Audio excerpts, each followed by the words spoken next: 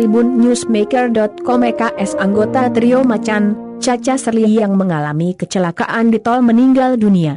Kabar meninggalnya Cha-Cha Sherly sudah dikonfirmasi mantan rekannya, Lia TM di akun Instagramnya @liatm. Sambil mengunggah potret Cha-Cha, Lia menyampaikan perasaan dukanya. "Selamat jalan saudaraku," tulis Lia dengan emoji menangis. Sebelumnya, wanita bernama Cha-Cha Sherly itu mengalami luka berat akibat kecelakaan tersebut.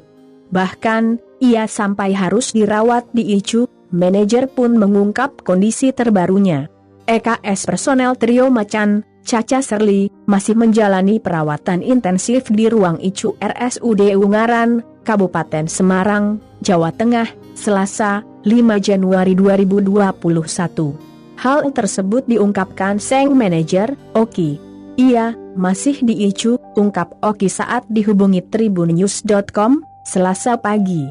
Cha-Cha diketahui mengalami kecelakaan di Jalan Tol Solo Semarang pada Senin, 4 Januari 2021, sore.